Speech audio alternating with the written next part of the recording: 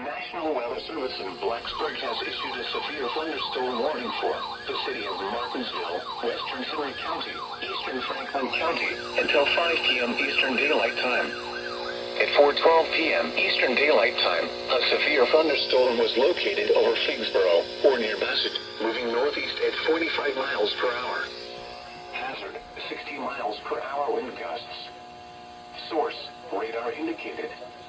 Impact, expects damage to roofs, siding, and trees. Locations impacted include Martinsville, Rocky Mount, Spencer, Bassett, Sidnersville, Pinhook, and Snow Creek.